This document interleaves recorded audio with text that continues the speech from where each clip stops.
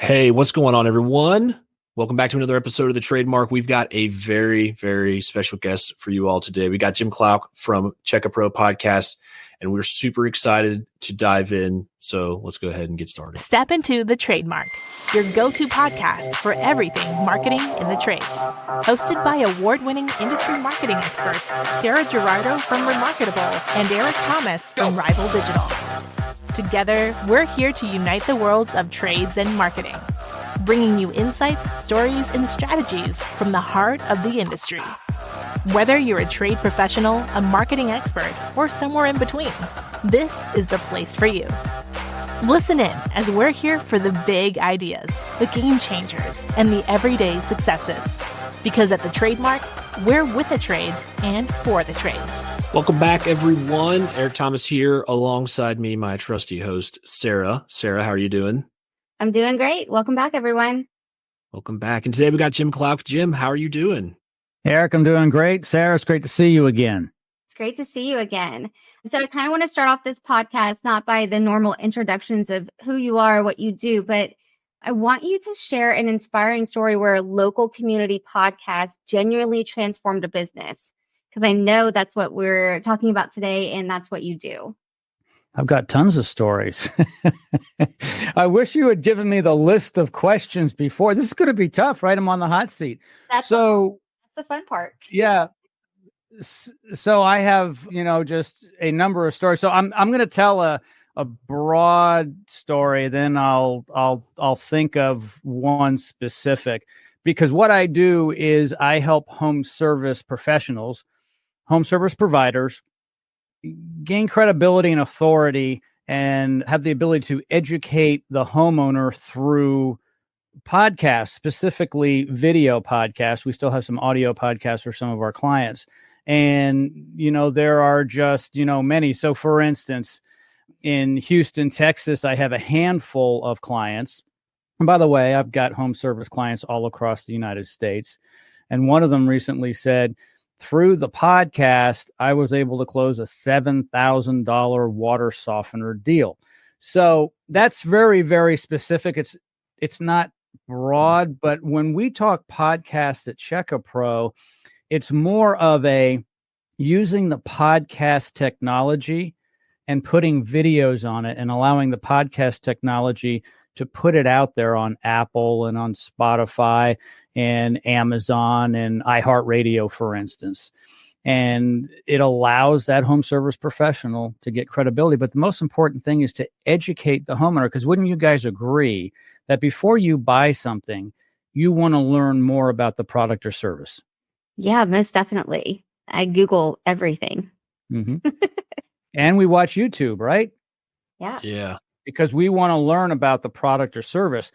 And what we do at Check a Pro, which is really kind of fun, it's not that unique. It just so happens that I've been working with home service professionals for almost 20 years. And that is, we just work with contractors to position them. But think about all of the products that people need to buy for their home, whether it's a garage door, a new HVAC system, a new roof. Don't you want to do a little research about the company, the product, and who is heading that company? And I interview the owner of that home service company on a podcast with their brand on it. Like A1 Garage Door Service, Tommy Mello's company. We do their podcast for the homeowner. Abacus Plumbing, Air Conditioning, and Electrical. It's a $100 million company in the Houston area. Then I've got some smaller companies that do $3-5 million a year in various different industries. That's awesome. And so what initially drew you to focusing on helping the trades with creating podcasts? So it started back in 2005. I started a company called Check a Pro. And at the time in Houston, Texas, it was like a local Angie's List just in the community I was in Houston, because I had problem with contractors. Contractors, unfortunately, don't have a great name. People don't trust them like they would trust a doctor, right? You go to the doctor's office, you assume that they have a license and so forth, and you go to their place of business. When it comes to a contractor, you don't know if they're insured. You don't know if they have a license. They're coming to your home. Who knows? Maybe they were in prison. I don't know. You just don't know. So what I did is I created Check a Pro where we check insurance, licenses, and references on all the contractors. So started back that business back in 2005, and I ended up doing a radio show in Houston to promote the business. We advertised on television and in print and so forth, and online a lot with Google. And then when the podcasting and videos became so prevalent and easier to do, and we knew that the consumer now was looking for more of that type of information before they bought, I transitioned from some of the old promotion, marketing, advertising into the new digital space with podcasting, and then quickly getting into the video casting. And so video casting, what format are you seeing that's the most popular? Is it YouTube Shorts? Is that where you're posting? And then of course, long content. So actually, probably none of the above. The most effective tool that we use with the video podcasting, we'll call it, is actually using an embeddable podcast player on the contractor's website. So picture this. Let's say you need a new air conditioning system and you go to acmehvac.com. I don't know if that exists. It could, but sure, anyway. It does. Wild names out there. Okay. So this is just a brand X company. You go to their website to learn more about what they have to sell, where they service, and so forth. And you look at their competitors and so forth. But on this particular website, right on the home page, you see these videos in this embeddable podcast player, which we provide. It's code that they put on their website. And so now the homeowner can see these shorter videos with me interviewing the contractor in a radio show format. So I call myself the radio pitchman. I wrote a book. So here's a pitch from my book called The Radio Pitchman's Podcast Playbook. And my history is radio. So I've taken radio, I spun it into these video casts. And when you go to that HVAC contractor's website, you see me talking to the owner of that company. And you as the consumer get a feel for the owner, the culture, how they install, how long they've been in business. And people have always bought from people they know, like, and trust. And that is a big difference. Yep. People buy from people. I was just saying that this week. Yeah. And then also when the video is of them being interviewed by a third party, it tends to give them a little bit more validation, because it's not like them talking about themselves, about how great they are. It's someone else interviewing them for that type of validation. Yeah. Like here on this podcast, right? You're asking me questions and I'm answering, versus me just broadcasting that. So what's interesting about that is I talk to home service professionals all the time. I like to call them home service professionals, not just home service providers, because I think the gentlemen and women in the blue collar space should be known as professionals, much like the white collar professionals. So the home service professional might say, yeah, Jim, but I can take my iPhone and I can tell everybody how great I am. I say, that's great. And that's better than not doing any at all. But it's better to have a third party endorsement. And remember, back in 2005, I said I started this pre-qualified service for the homeowner called checkapro.com.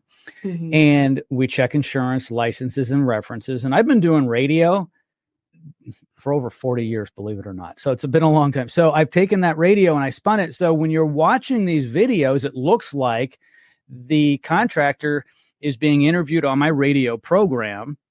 And it is a third party endorsement, but it's not just a third party. It's one where all of our contractors have to become a Check a Pro member, which means we pre-qualify them.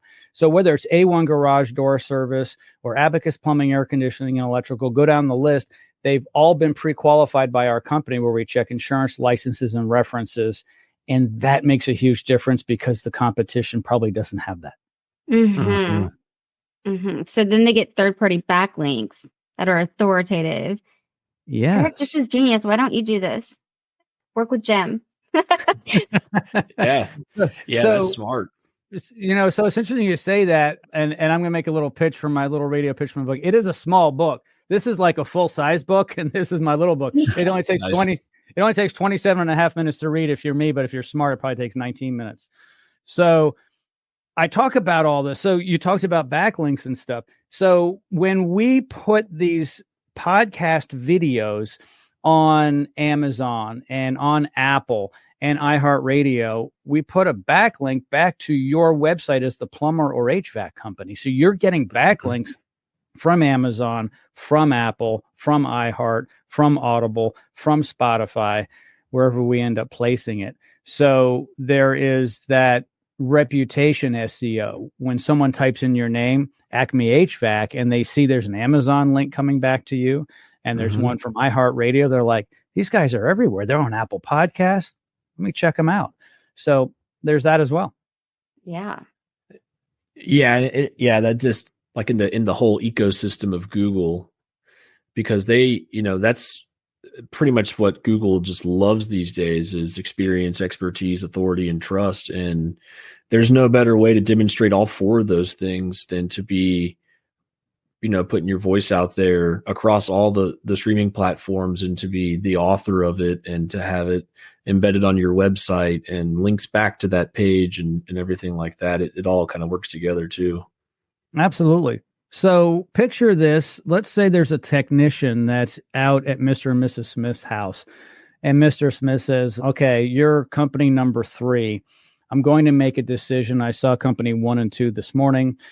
This afternoon, you're number 3. Why should I hire you? Because everything's about equal. You're a little more expensive. I kind of like you, but what's going to put you over the top? And you as a technician might say, well, you need a 5-ton downstairs and a 3-ton upstairs. We've established that. And that's what the competition said as well. So we're on the same page.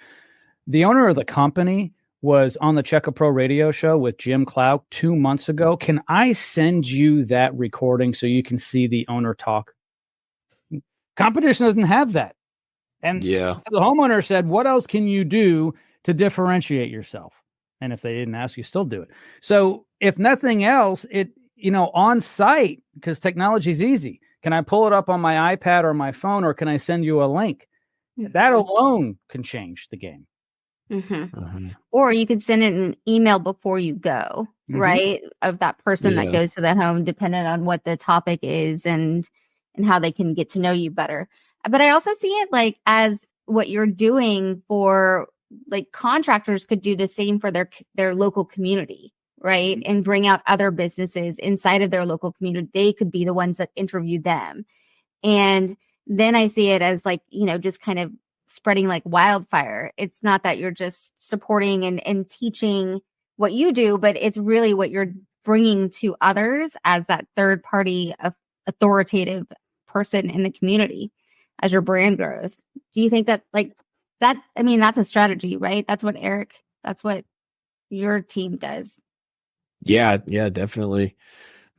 And I think like even having, I love this topic, by the way, on podcasting just in general, because I think there's a lot of misconceptions that I'd love to hear your opinion on as well, Jim, about contractors starting a podcast. I'm glad you brought that up. So let me know when I can get into this. Yeah. Because there's just, I've seen the benefit personally of having a podcast, and I know of some that have podcasts that have also seen the benefit of having a podcast. And I'll hit you with one. Here's the first one that I hear a lot, Jim. Podcasting can only be done for B2B businesses. I hear it all the time. Yeah. So, and that's not true at all. Are you talking where someone in the home services in the trades will say that, right? Like like a contractor, or a plumber. And so I say just the opposite. And I'm going to offend a lot of people, but I'm telling you, this is my experience. And I want you to think about it before you start sending me hate mail. If you're a plumber or an HVAC guy or gal or anything in home service, how are you getting a benefit from the homeowner that pays you? Because let's establish that you are selling to the homeowner. If you're not commercial and residential, you're selling to the homeowner. Why does the homeowner care if you're talking to another person in the trades about what you do? Because that's all we see all the time. It's like, hey, I've got Bubba with me and we're talking about, how, you can upsell the customer. Customer doesn't want to hear that. So, or we're talking about the conference that's coming up in Los Angeles and so-and-so is going to be speaking. The homeowner is not going to tune in nor care. So what's that for? Like, as the plumber or HVAC guy, what are you doing? What is the end game for your podcast? Just to chat with friends? Who's the audience? That's my question. I think that's the question that we all have as marketers. Like, so I always start with who is the audience? Like, who do I want to talk to? Mm-hmm. Right. And then I go in and I'm like, okay, this is the campaign that they might need versus the opposite. Some people will think of the campaign first and then they're trying to fit an audience inside of that. And I'm like, I don't think that's how that works. But that was a great point. Most definitely. And so what are some more misconceptions about, like, who should they be? Like, how do they talk to the homeowner? Because you're right. Often it's us talking to other businesses. Yep. But if they had a podcast, how do they talk to the homeowner in a way that makes sense? It's actually quite hard if you don't use a system like ours. And I know that sounds very self-serving to what I do. But remember, I'm a third party. So when we do that, the focus is on the contractor with the consumer getting the benefit, and I'm there to distract everybody. So for instance, if I'm a plumber and I say, hi, I'm Jim the plumber, and on the program today, we're going to talk about how we can clean out your water heaters, and here's the difference between a tank and a tankless and so forth. That's educational, kind of like a YouTube video, but you miss so much of someone being able to draw things out of you. So for instance, you guys are doing a great job of asking me questions. You kind of tee it up and I hit it out of the park. If I'm by myself, which I could do a Facebook Live right now, right? And I could just be talking about what we're talking about, but it's less dynamic and less credible. Have you heard of the book called They Ask You Answer by Marcus Sheridan? Mm-hmm. Mm-hmm. So Tommy Mello turned me onto this book. And when he turned me onto the book, my whole system changed in terms of how we position the home service professional on these video podcasts. So They Ask You Answer is all about asking frequently asked questions the homeowner may ask and then answering it. So when we do these videos that are podcast videos, and let me be clear, I didn't mention this before, and this is going to shock many people. These videos that we call podcasts are 5 to 6 minutes long. But the They Ask You Answer system works like this. Let's say it's a plumbing company. One of the questions I may ask, which will be a frequently asked question, is, what's the difference between a tank and a tankless water heater? So that question is the title of the podcast, the video. Mm-hmm. And then he or she answers that question. There's no small talk. There's no like, hey, welcome to the podcast and so forth. The way it generally goes is I'd say, Eric, welcome back to the Checka Pro radio show. And Eric would say, thanks for having me. So, but I don't say, how's your plumbing business and so forth. I'll say a question's come into the radio program about the differences between water heaters. So what's the difference between a tank and a tankless? And Eric gets into it. And then we're done. Mm-hmm. And then we do another one and another one. And we post those every week. Yeah, that's good stuff. That's really good stuff. Especially like there's just so much like value in that as well. I mean, those can all get turned into a blog article, and then the video could be embedded, the episode can be embedded. And we have so we have closed captioning and transcripts. We're using a lot of AI now that helps us write the show notes and helps with SEO. And it's such a great time. And here's what I tell everybody, Sarah and Eric. If you're not doing videos and or podcasts, you've got to really start thinking about it. It's competitive enough out there now. It's not 10, 20 years ago. There are small operators and gargantuan ones. And there's some in between. And you've got to either figure out, am I going that way, or am I going out of business because of the big guys? And what am I doing to differentiate myself? One of the things you can do in your marketplace as a smaller operator is be more personal, be personable, be there, be that person's go-to, be the friend. Have you ever gone somewhere where you saw maybe a local celebrity and you're like, hey, that's the guy that does the weather on the TV station? Yeah. Well, that's what happens with this stuff when you're in the grocery store shopping and someone says, hey, there's the plumber guy. He's the guy on the video.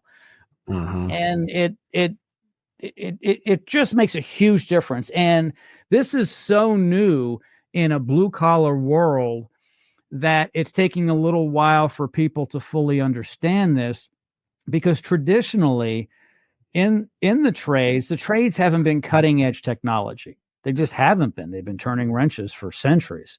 And now all of a sudden AI and all this stuff. And there's this big catch up. And so how are you closing the gap between the huge companies in your marketplace and you? Yeah. No, I think that's how are you diversifying yourself? And then how are you being unique and creative and innovative, but not just in the technology that you use, but the efforts that you put out, right? And there's just so much to do as a marketer in the trades, and there's so much to do as a business owner. But if you took time to do something different, like, you can create something different. And I think people forget that, right? So if I was a tradesperson, how would I get started? What investment? What does this look like to start a podcast or a podcast video stream? Or like, where would you talking, Sarah, are you talking about going out on your own or doing it through us, where we basically are a turnkey system? Okay. Let's give both. If you're going to do it, your turnkey if you're going to do it yourself, you're not on your own. Okay, so I'm going to pitch my book, but I'm not selling it. I'll give this away for free to anyone. If you want a copy of the book, everything's in here. Okay, Everything's it's in not there. that Okay, thick. I'd like It's very a signed simple. copy, please. Sure, I'll give you a signed copy. And also, the book is free on audio. If you go to the radiopitchman.com, you can listen to it. It's a half hour long. All the basics are in there. The problem is it's kind of like an HVAC technician saying, here's the manual on how to install an air conditioning system. Oh, okay. I'm going to do that once in my life, and it's going to take me forever to do it. And I really don't know what I'm doing because I don't have the experience. So it's really hard to do alone because of who's going to interview you, who's going to be producing this, who's going to keep you on task. It's kind of like you can go to the gym by yourself, or you can have a trainer, or you can have a coach. You can have a business coach for your business. Like, who's going to keep you accountable for it? And so if someone wants to do it on their own, I'll talk to them on a phone call or Zoom call, and I'll give you some tips. If we do it for you, no joke, it takes no more than a half hour a month, your part. All we have to do is record you, and we do everything else. So it's really hard to do yourself, because it's like doing your own talk show. How do you do your own talk show? Someone has to interview you if you want to be a guest. How are you your own guest? I don't know. And so other ways are just not the way to do it. You know what they say is, if you're an attorney and you go to court for something, you really shouldn't defend yourself, right? It's just not a smart thing. It's just better to have someone else do it for you. Yeah, I agree. That's why I partnered with Eric. I was hoping that he would do everything for me. There you go. Yeah. So let's. I know Sarah had asked this earlier, and I knew we wanted to come back to it eventually. Let's talk about the community aspect of it, because I don't think everything with podcasting has to be like always like educational. You know, I think that what we've been talking about so far is brilliant. How about for like the contractors that want to interview like local leaders in their community and other business owners and stuff like that? Yeah, that's a great idea. And I know some individuals that do that. So it's kind of like years ago, or even today, you might take someone out to lunch or take someone golfing to entertain them, and you get to know them. It's like a networking opportunity. And then they may refer you business. I think that's where you're going with this, Eric, right? Where you're establishing relationships.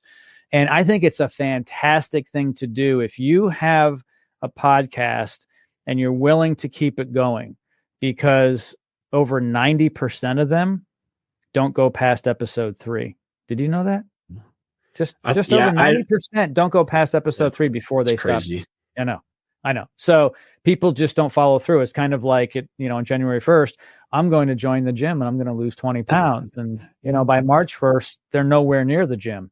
They're still paying for it, but they're nowhere near the gym. So if you can be consistent, I think it is a great, great tool, especially in a smaller community where, you're not in a city of 3 or 5 million people. Maybe you're in a smaller area and you get to bring people onto the podcast. People love being on a podcast. They feel important. And then they also do what? They share that. Mm-hmm. But you really need to think about how you're positioning the guest, yourself, and possibly your company. Because of course it's going to be, brought to you by Acme HVAC company, right? So you just have to be careful how you position that. But I think it's a great idea. Yeah. I think there can even be like good recruitment aspects out of it too. Like if you interview, that's what Rogers Heating and Cooling does a lot. They'll interview like team members and stuff about their experience working there, and that's helped with recruitment. That's all good stuff. I will say everyone's this, mom loves to see them online. Yeah. I touched upon this before and I'll say it again, and I don't think I can say this enough. When you're online doing a podcast, posting anything, don't forget who pays you. It's Mr. and Mrs. Smith. It's the homeowner. So be careful what you do and how you act and what you say. A lot of people don't agree with me, but a lot of contractors will get on a podcast and drop the F-bomb and so forth. That's okay in the locker room, if you will, but you're not in the locker room. It's on the internet, right? Mm-hmm. And if your name's associated with it, Google's pretty smart. So if you're Acme HVAC company and someone's doing research on your company and types it in, and a link comes up on page 3 of some podcast, and they click on it and they see the owner going, F this or that, I just don't think that's a good idea. I agree. Yeah, I agree. Sometimes I say cuss words though, not on purpose. It's just unintentionally. And then I'm like, hey, Eric, if you could just bleep those out. I mean, so, it's one of those things that no one's going to criticize you for not doing it, but someone may for doing it. It's like smoking as well. No one says, gosh, Jim, I wish you'd light up next to me. But there might be someone who says, I wish you wouldn't smoke near me. So it's just one of those. And I'm an old fashioned kind of guy. And, I know we're in a blue collar space, but don't forget, a lot of your customers aren't. They're different people. And no, like I said, no one's going to watch your video cast and say, gosh, I wish he dropped the F-bomb more. I want to hire him. If he dropped it twice more, I'd hire him to put my water heater in. No.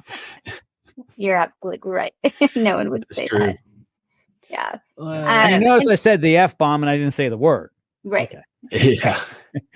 I don't want to get canceled.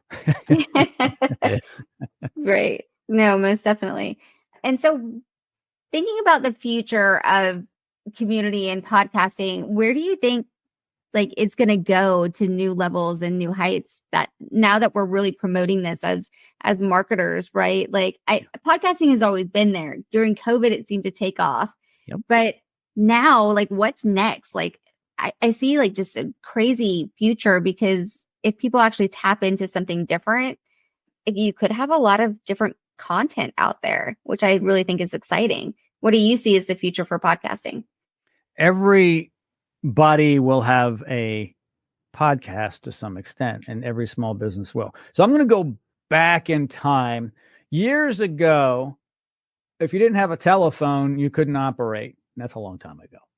And then if you didn't get a fax machine in the 80s and 90s, you were behind. If you didn't get a website by 2000, people were like, how come you don't have a website? If you didn't have email, then if you didn't get social media, right? And now we're at a point, if you're not doing a podcast or something that resembles one, you're behind. And at some point, and it could be now already, the homeowner in our space is going to say, can I see these people that operate this business? So at least do videos, right? So anyone can have a podcast. some people shouldn't have one because everyone can have one, right? I mean, it's so back when I was a kid, when you listen to the radio or watch TV, the only people on there were professionals. They were paid professionals. Okay. Today, someone could be operating from the basement or their attic, or I don't know, out of an airplane maybe, and spewing all kinds of crazy stuff. It's crazy. So you don't even know if it's legit. But to answer your question, yes, I believe everybody is going to be moving in that direction. Now, what's it going to look like in a few years? I don't know. AI is moving so quickly. I'm not really sure what the product is actually going to look like, but it's here. Anyone can get into it. I just caution you, just because you can buy a gun doesn't mean you should be playing with it. That's a bit extreme, okay? That's a bit extreme, but yeah. That's a bit extreme. I like to shock people. Right. Yeah. Shock and awe. Exactly. But that may have been a bit extreme. But my point is just because you're on the air doesn't mean you're doing it right. It doesn't mean it's not wasting your time, and it doesn't mean it may not be hurting your reputation. A lot of people just don't think a lot about how to position themselves well. And I've learned a lot over the years. I've been talking into a microphone like this on the radio since I was 18 years old, started in college. So it's just one of those things that when podcasting came into play, it was easy for me. I'm like, I've been talking to people forever. Yeah. Now I wasn't on video forever. They say I've got a face for radio. So I had to go in and get a facelift and all kinds of work done. So I'm kidding. So you guys are like, oh my gosh, he should get a refund. But so then I got used to being on camera, and some people are really good on camera. Some people aren't, but at least they're trying. But you just have to remember who's consuming it and what are they thinking. So have a third party look at what you're doing, someone who's not your mother or your wife or your business partner, and say, would you watch some of my videos and podcasts and tell me what you think? Because really, when we're close to it, we might think it's great. Yeah. Or we might not watch it, right? We might just be like, let's just push the button because that's what we're going to do. Yeah. And because it's hard to hear your own voice. It's hard to see yourself on video. And that's just the truth of the matter. Even for me, sometimes like I always go back and critique myself on every video and every podcast. And then I'm like, Sarah, you're just like constantly, wanting a different iteration. But at the same time, like I know myself and it's just going to happen. And so it's like I over critique myself. So you're right. Having a third party like look at that scenario and situation and video content, it always helps. But sometimes, you have to teach them what you're looking for and the feedback as well. Because if you're just giving it to, you need like a third party professional to look at it and be like, does this make sense? Does this look good? Versus like your best friend or your mom. You're right. Yeah. My mom was like, this is great. Of course. I recommend keeping it simple, like the they ask you answer I had mentioned earlier. It's really simple because you know what you're going to talk about. It's always framed in that frequently asked question. And it's always easy to get frequently asked questions because if you're a roofer and you don't even have an FAQ page on your website to use as questions for these video casts, you just go to Google and type in roofing frequently asked questions. Yeah. And there. a good one too. And so if you stay within the framework of they ask you answer with the frequently asked questions, you almost can't go wrong for these short form videos versus going off on some tangent where you've got, 2 or 3 people on the podcast are like, so what did you do this past weekend? Well, I went fishing. Boy, the big one got away. And my wife, she was cranky. I'm like, who cares? Like, what is your audience? What are you trying to achieve? Are you just trying to have a good time and have a chat? Fine. But if you really want to get down to brass tacks and get your phone to ring with credible customers, I would keep it tight. And people tend to go off track. And unless you can monetize your podcast with viewership, which is very hard, meaning you have to have hundreds of thousands or millions of followers and or views to make money. That's not why we do podcasts for the most part. We do it as a tool to get people to buy the water heater. Mm-hmm. So it's like a lead gen. Absolutely, it is. Obviously, it's a lead gen. Yeah, it's like when you go to, a home and garden show as a plumber and you're there to show your, water heater and so forth. And I don't know, you're not making money by having people, give you $1 bill for some, magic act you're doing on the side. You're there to get them to sign up for an appointment so you can go out and sell them that new water heater. And the time and the cost of being at that home and garden show is just the price you have to pay to get into the homeowner's home. Mm-hmm. It's no different. And it's actually like having a home show all day long, 365. Think about this. When you go to a home show or any type of trade show and you go up to a booth, you learn about what they have to sell. Yeah. When you have this exposure online that's organized, it's like being at a show every minute of the day. They have to find you, but you're there. Mm-hmm. Mm-hmm. And so, Eric, what would your ideal marketing funnel look like for a podcast? Like if you had this kind of situation, like, yep, it would be obviously an embedded video, but how would you get people to subscribe? How would you, want to continue conversations with them? I would have my website team go on and pull a copy of every single web form submission in the past 2 years. And then I would put them into Excel and filter them and find the most frequently submitted messages from the site. That would be for me. There's like you said, Answer the Public, or Answer Socrates. That's another good one where you can go find them. I think that I would go find what they've got there and start pumping them out. I would get with Jim and have him interview me to answer all the questions. But so honestly, like you were saying, like the example earlier was, what's the difference between a tank and a tankless water heater? I would take that, optimize it, put it on YouTube, embed it on both service pages, the water heater replacement page and the tankless water heater installation page, for folks that are interested in one or the other.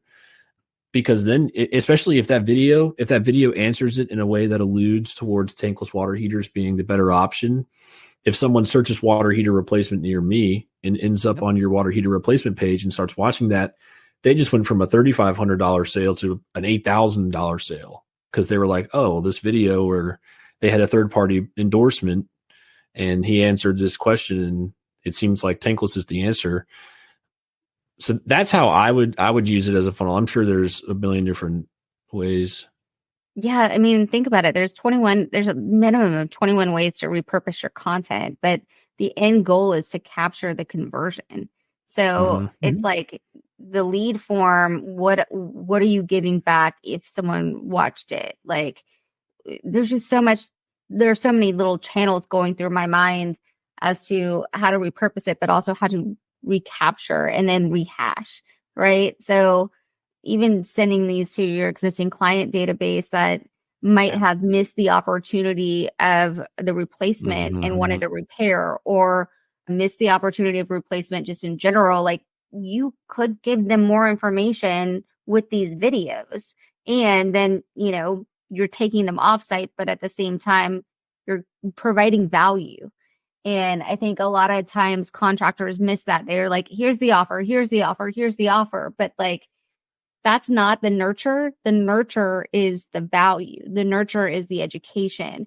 And hearing someone else ask those questions, but hearing an owner like truly answer them, it's just so valuable in today's world because there's so much junk on the internet. Like you could search for anything and come up with some kind of random answer because we put the junk on the internet. Does that make sense? Like we do it. That's our jobs as marketers. So you can search anything and WebMD will let you know that you've actually already died. Oh, of course. Yes. Of course. So along those lines, I'm going to show you a couple of books here.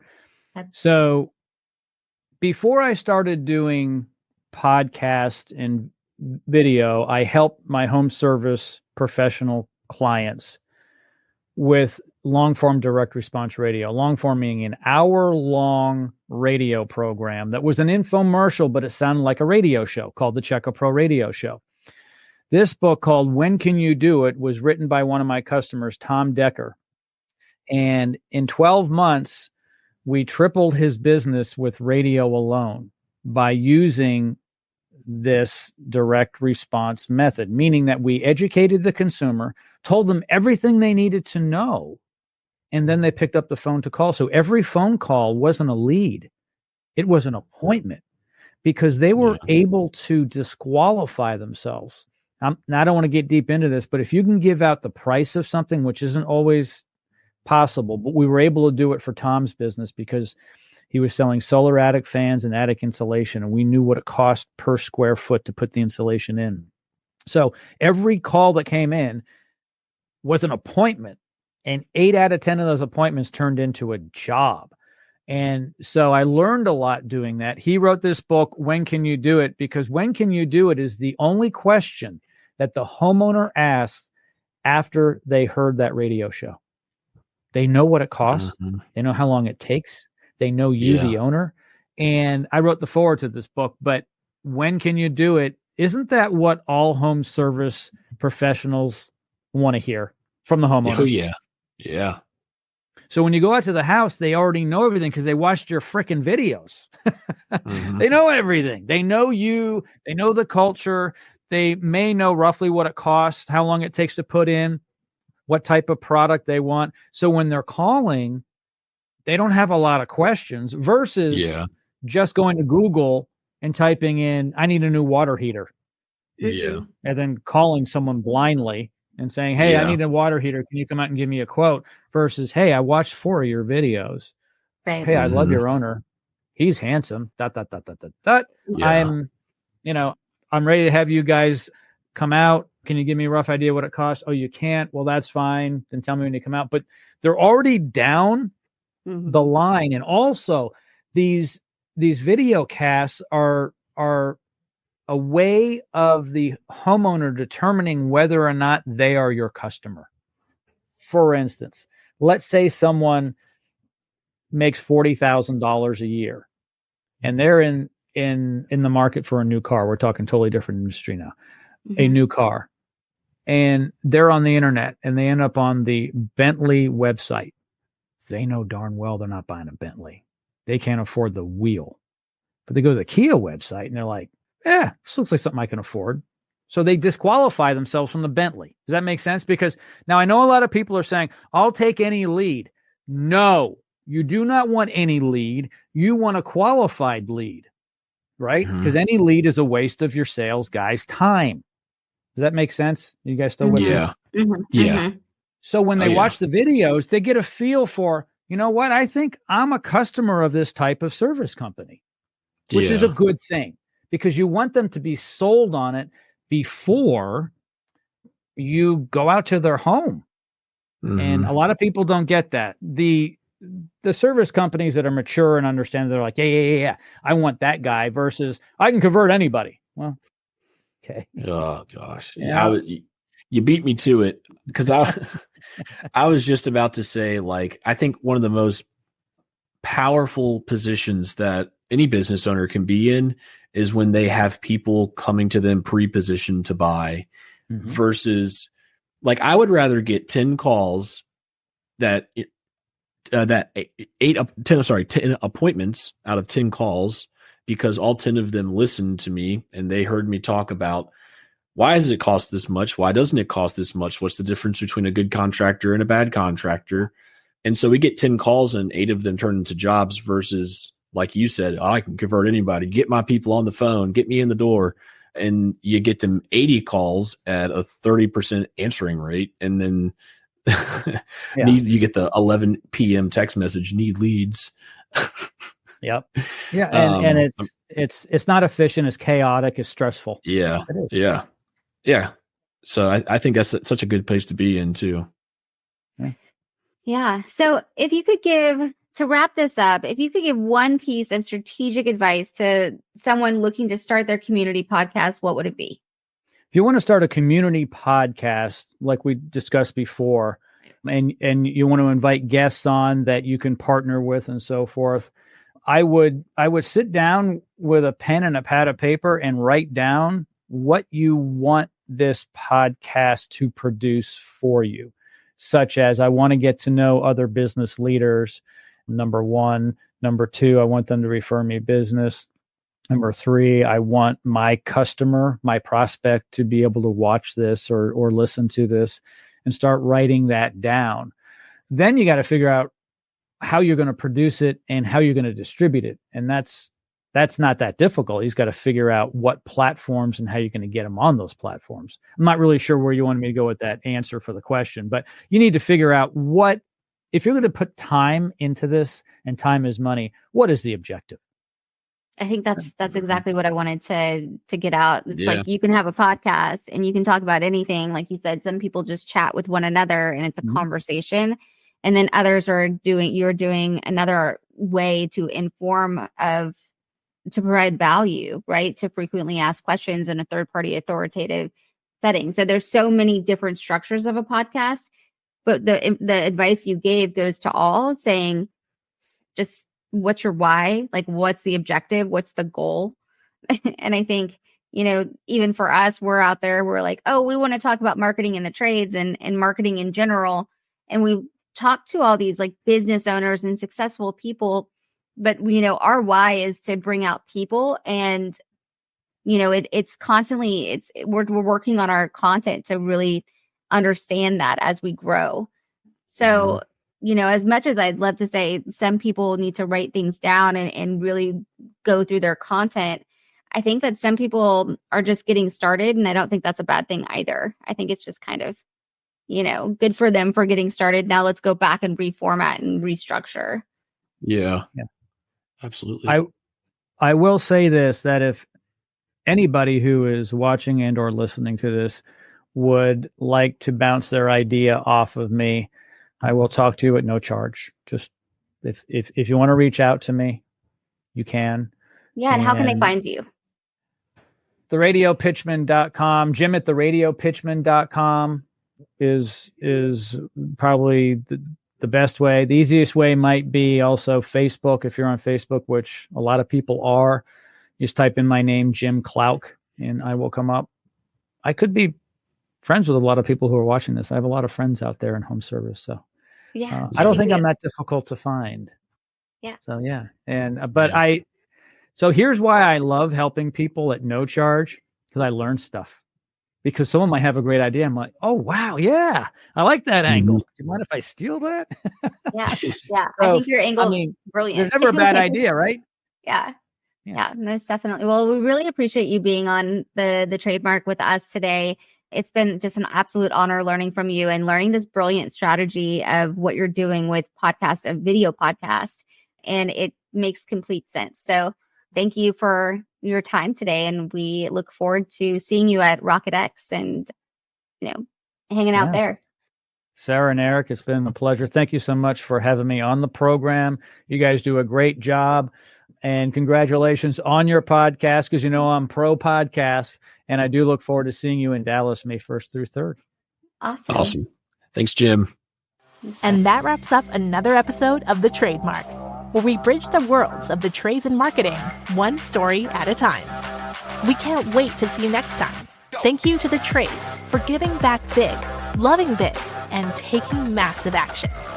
Don't forget to join us next time for more engaging conversations and innovative ideas. If you enjoyed today's episode, please leave us a review and share it with your colleagues and friends in the trades and marketing. Your support means the world to us. Stay connected with us off the air by following us on social media. We'd love to hear your thoughts and get your feedback. Until next time, keep making your mark in the trades. Thank you for listening to The Trademark. Goodbye for now, and remember, we're with the trades for the trades.